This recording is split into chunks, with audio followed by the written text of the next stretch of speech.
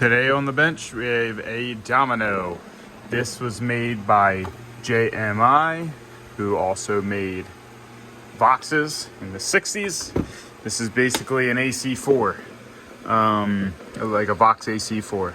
So it's never been touched, it's never been worked on, so let's give it the once over.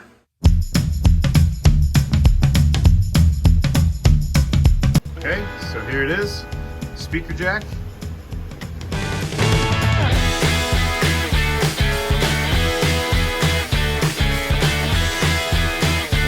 This is my amp, so I'm not, there's some things like cobbler shoes. I'm not necessarily worried about certain things on my own amps that I am with customer amps.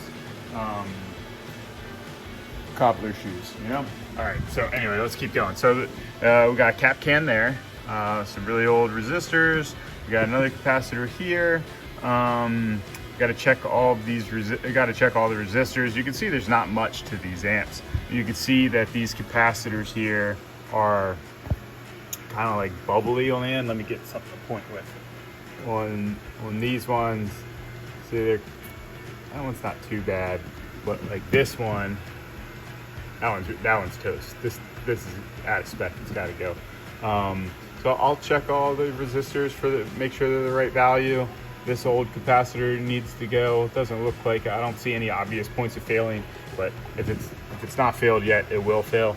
Now, I will say, and I can't tell on this cap can or not, I was playing this as is, which I shouldn't have, but again, cobbler shoes, it was my amp, and it let something loose. It just went bah.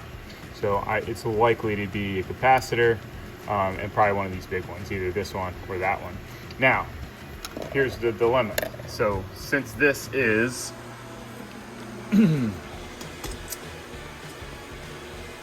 I don't know if I'll be able to find a cap can for here. So what do? Do I try to find something that's close enough and use the cap can, or do I just mount another capacitor in here like this?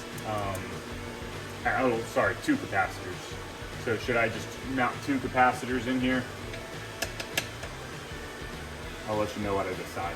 I'm really not sure. So, all right, let's get to it. All right, check it out again. It's pretty dirty. Pop out each one of these tubes. 12AX7. EL84, EZ80. Let's get all this stuff cleaned up. It doesn't look as dirty on the video as it does in real life, but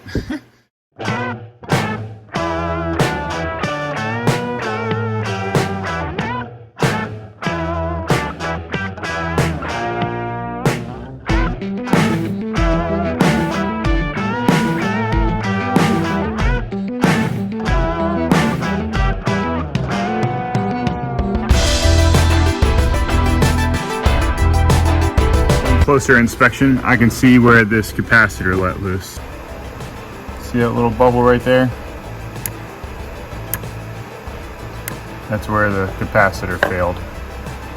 Sometimes they reseal themselves. I did turn this amp back on after it had failed like a couple days later, and I was able to play some notes through it. Again, this is bad practice. I shouldn't have done this, but I did.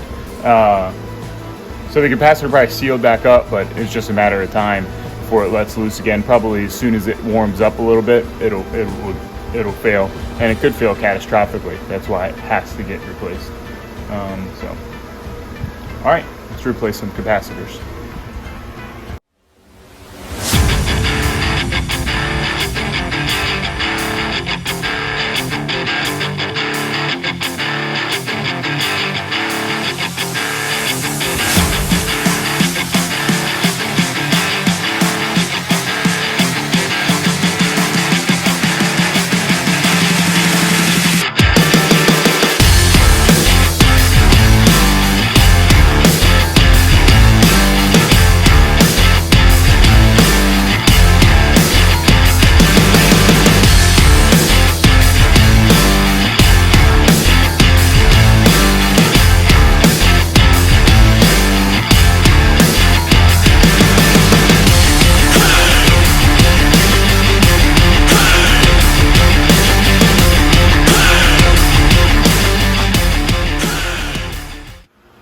Okay, so I got all the capacitors replaced. This is how I chose to wire this up. Got your 1K resistor here in between the two capacitors. I got my red and my yellow, my red 32 microfarad capacitor over here. So this is the dual 32 microfarad capacitor cap can. I chose to use 40s because the 40s that I have are smaller than the actual than the 30s that I have. So I chose to use the 40s over here because this is the first filtering section after the rectifier. So these should be, in theory, higher than the power supplied to the preamp, and this is power supplied to the preamp, so I just used the 30 microfarad here. So that's why I did that. I did this because I don't have 150 ohm 2 watt or 3 watt resistor. Actually, I like to overkill the cathode resistors, so I'm probably gonna get a 5 watt. I just don't have any that will fit in stock. So this is my amp, so I wouldn't let it leave the shop like this. This is what I'm gonna do in the meantime. While I'm waiting on order, I wanna have this amp ready for this weekend. And here's what I did over here for that.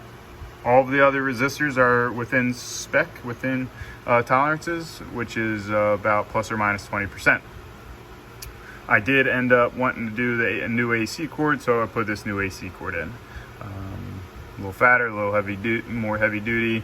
This clip still works with this fat cord, so we didn't have to modify anything there. I just pushed the leads down on this cap can. That way, I don't know in what world someone would want to wire this up back the way it was. This is broken. I mean, it won't work, so I don't know why you would do that. This amp isn't museum quality or anything like that. It's in relatively good shape, but anyway, it's just the way that I do things to prevent doing something that's unreversible or non-reversible, not reversible. I don't know what I'm talking about anymore. The grounding scheme isn't the way an amp should be grounded, but I'm not reinventing the wheel.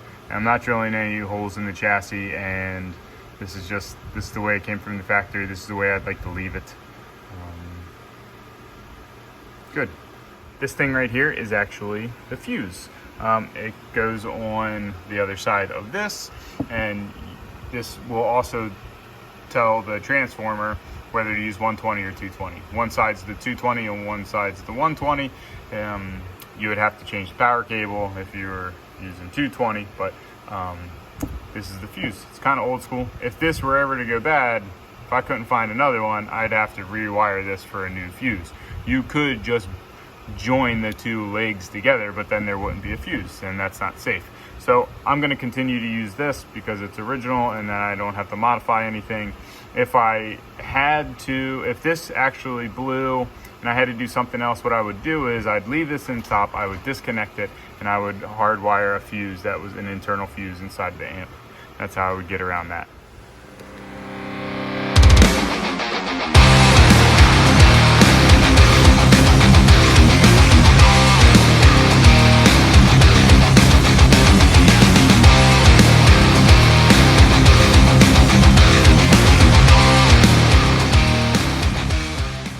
Everything's clean and ready to go. So I'm going to bring it up slowly on the variac. So here we go.